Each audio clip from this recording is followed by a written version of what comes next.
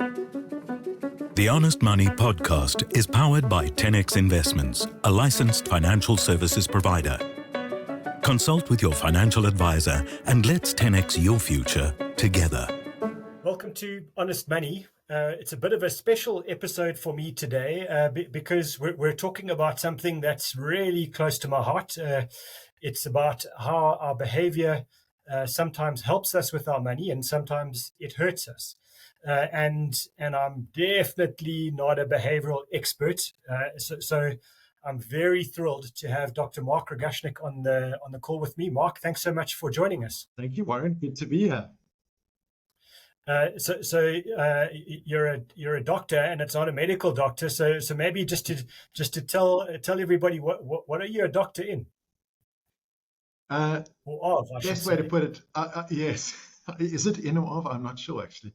I'm a doctor in of psychology, and I've spent far too many years now trying to get that academic qualification over the line. But it certainly was an opportunity for me when I did my PhD, particularly to really understand what are some of the background experiences, life experiences, ways of thinking, patterns of thinking that influence the choices people make and their behavior. So it was an opportunity to formalize through my psychological study something that I'm just so fascinated by, and that is, how do people behave and why do they behave the way they do under certain circumstances? So it's definitely a good topic that's close to my heart.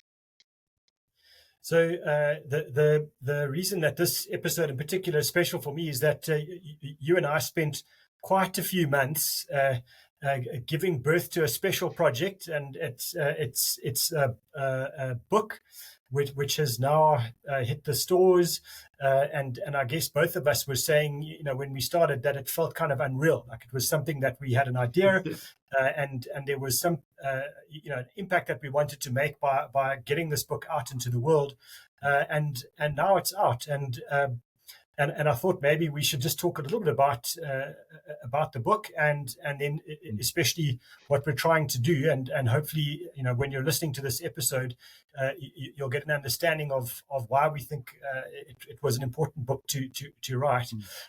So just to start, Marc, do you want to tell everybody the title? Small changes for big results is the title, and I must say, it has been a bit of a surreal journey, hasn't it, Warren? I mean, you've done many books before, and you know what it feels like to be best-selling author, actually.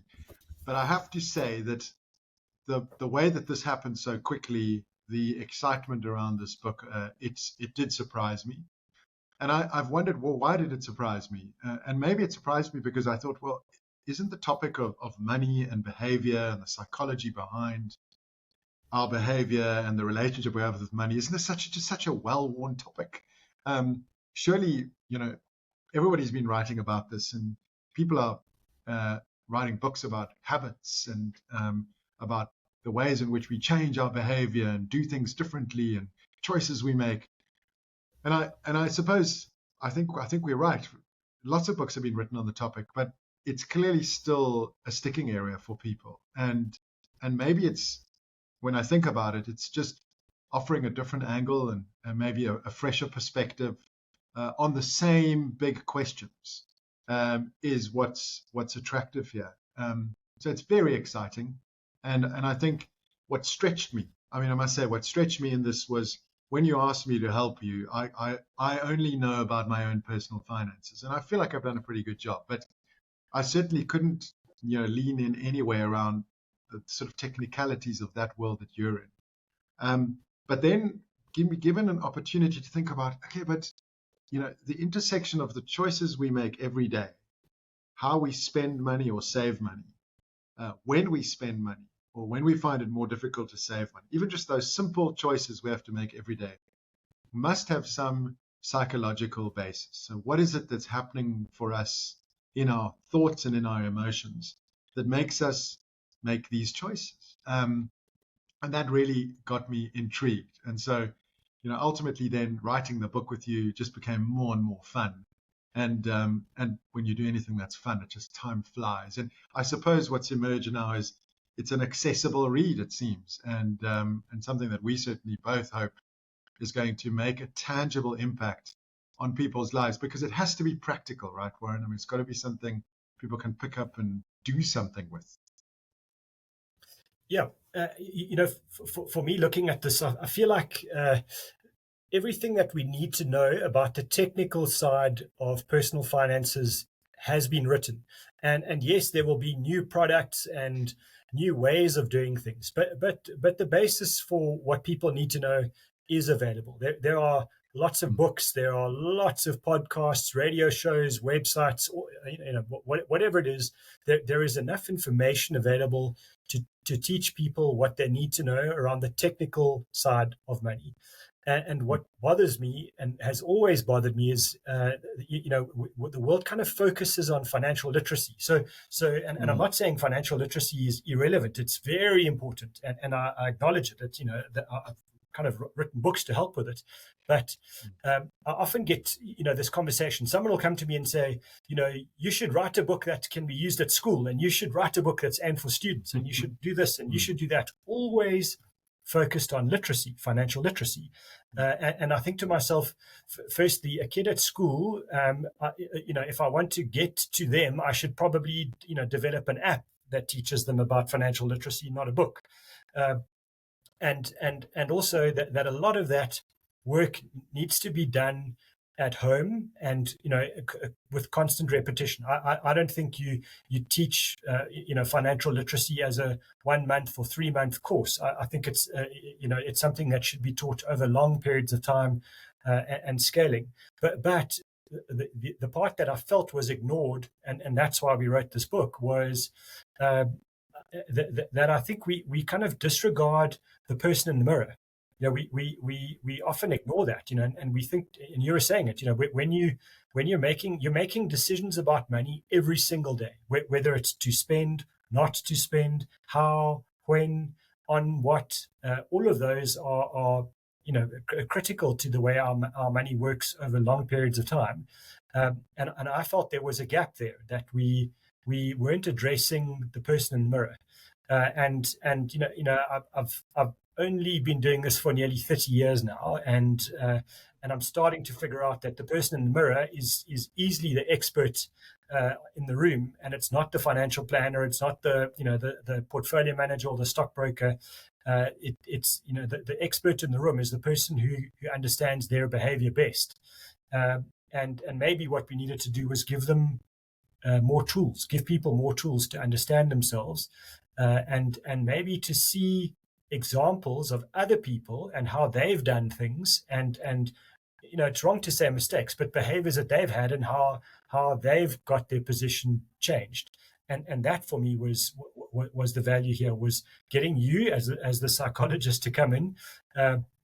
Always scary for a financial planner to kind of show what's happened in the past and what I've done, and then getting the very gentle nudges about, well, you could have done this differently, or you could have asked these questions, and that was important. But equally to get a psychological framework for people to say, hang on, actually there is a methodology to changing behavior. There is a way and a process we can all follow, and I think that's the key for this book. That's what I'm hoping is, yes, whether you read 50 other personal finance books, I don't think many of them will address the way you think about money as an individual and the choices you can make. And sometimes you're making assumptions that are not true, that you can change your mind, and simply by changing your mind and looking at things differently, you could literally move your world in a new direction. And I know that gets overused, that phrase, change your life, big results, but I think we can do that. Well, compelling. When I think about the work that you've done for so many years, and of course the work I've done too, but in the realm of financial planning, financial advisorship, all the elements of this very broad spectrum of work in the finance world, I think when it comes down to the individual choices, part of what's clear is that we've got access to a lot of information that's available to us, and it's conscious to us. So I think we can safely say that many people who've got a decent education are financially literate to a kind of a decent level. One could say that consciously they've got what they need, the tools that they need. And that's a lot of the work that you've done and others do, and it's critical grounding work. But I think what we've tried to get to, and what was interesting in writing this book, was, do we understand the unconscious influence on the choices that we make? So we have this sort of conscious awareness, and we can, think about our finances in a particular way. We can reach for a book. We can see steps that we could take, very conscious. But there is this other competing force, which is the unconscious, which is the way that our emotions get triggered under circumstances where we are stressed or tired or feeling anxious. And when that unconscious force gets unleashed, who wins? And I think part of what you're saying is, who wins is often the unconscious. That you just don't always have enough to stave off the unconscious need to go and buy that luxury item or go and spend that money to kind of fill something that we feel we need. And I think what we're really trying to do in this book is to say, hey, you don't have to be a psychologist to understand some of the unconscious forces that are going to come and try and counteract everything that you know. You can actually learn a bit more about yourself, what is likely to come up in certain circumstances, and then learn a strategy of making sure that your conscious mind, the mind that is well-informed and well-intended, wins, which is probably the best way for me to summarize what the book is trying to do. So go, you've got a lot that's very conscious, but let's make sure you can battle out the unconscious when it rears its head, particularly when you're most vulnerable, because that's usually the times where we feel this need through the use of money to fill or to balance out something that we feel is missing or that we feel we deserve or we need. We use money as our tool sometimes to get there. Not always only money, but often money. And then we look back at the end of the week, at the end of the month, and we go, but where did all of this leak to? And why did I do that? I must stop doing that. And our conscious minds tries to convince us that we've got all that we need, which is a whole lot of books you could reach to, a whole lot of strategies. But actually what we're just missing is just a bit of awareness of some of those unconscious forces. So that's what's so exciting about it. Was so exciting about writing this was getting your long history with the case studies of real people, and then thinking carefully about some of the unconscious forces that might have been playing a role here, which either made your work better or kept working against what you were trying to achieve. And that for me, that's kind of my happy space. So worked out brilliantly. And I keep thinking now about someone listening to this and wondering, will this talk to me? And I think it will, because what we tried to do in the book was come up with fairly typical examples of real people in real life who, for example, overspend. And someone like me sitting down with an overspender and saying, look, this is how you budget, and stop overspending, and you'll be fine. I realized probably 5 years into my career that was really useless. That wasn't going to help someone who's overspending. But that didn't necessarily mean that I knew what the answer was or how to help them.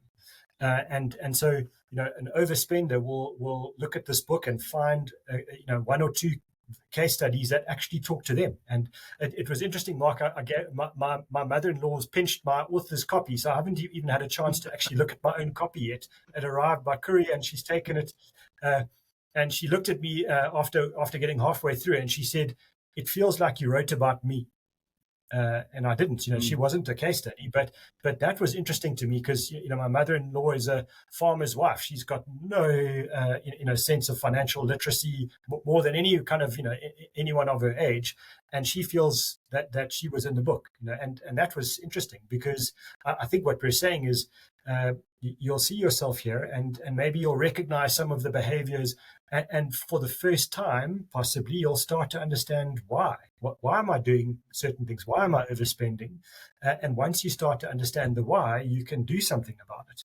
And that was the kind of aha moment for me. I thought, well, we're going to give people a few more tools, but if someone's recognizing themselves in the book already, and I see it, I'm kind of walking past the bookshops and can't help myself. I'll go in and I'll see where it is and how it's doing on the rankings, and it's ranking. It's kind of in the top 10 of sellers.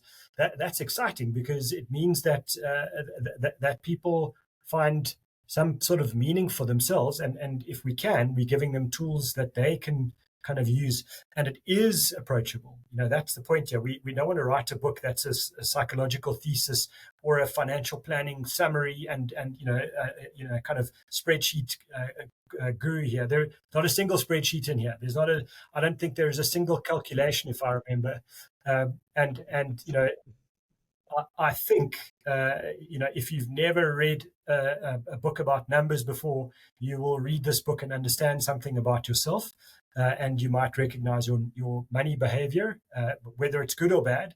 It's interesting to someone who's an incredible saver might recognize themselves in this book, but an incredible saver might be a terrible spender, and that sounds like a funny thing to say, but there are lots of people who have trouble spending some money on life and spending some money on living, just a meaningful life. And so, some people overspend, some people never spend. Some people live in fear all the time. They're worried about the country, they're worried about the world markets, they're worried about a war, they're worried about global warming, and they live in the state of fear all the time. And finding ways to understand themselves, firstly, that they are living in this very heightened state of vigilance all the time, starts to help them solve the problem. And we're not saying that you shouldn't be vigilant. We're just saying it maybe gives you a tool to understand yourself a bit better. And what was interesting for me was you kind of, when we started, you kind of, which I liked, but it took me a while, was you kind of threw a methodology at me. And I started to realize, actually, psychologists have been studying behavior and behavior change for a very long time. I see it in running groups. I obviously not obvious, but for me, I started to see parallels in the way that, kind of counseling for addiction works. There a lot of this, there is a lot going on that we can take from the world of psychology that's well established and well used, and actually just implemented with money. And I never knew that. If I had been given the opportunity to dive into this topic as much, the elements of this that I might have got a bit lost. I think what I mean is there is so much out there, it's almost too much, that if you do start your journey of trying to understand behavior change, you could start to head down a whole host of different theoretical lines of inquiry, which sometimes start to look very different. They start to be a little bit confusing. And so part of what I felt was really important in this project was to demystify behavior change, and to do that in a way that is accessible, that is evidential. It's been proven through research to work. And yes, thankfully, we have a very powerful model, and a model that absolutely makes sense when you apply it to trying to change a behavior. And the reason it makes sense is because so many of us have tried to change a behavior, and mostly we fail. And it's because we've tried to lean on an aspect or one foundation of behavior change rather than a host of foundations. In this case, we've picked three in particular. And I mean, I'll share it with you because the Combi model, it allows us to think about and assessing not just how we do change, but how ready are we for change. Oftentimes, we tell ourselves something must change, but we may not actually be ready to change, meaning that the circumstances around us may not make it possible for us to make this change. We may actually not have the energy, or it might have been a difficult period of time. So I don't feel like I've got the capability actually right now to make the change. So if I keep telling myself, you must change, but the opportunity to change and the capability to change, if they're not there, then I should rather wait. I should rather think carefully about when I begin this change project. Otherwise, what happens is we move forward with this long history of failed behavior change projects, which is quite demotivating, and many people ultimately do give up.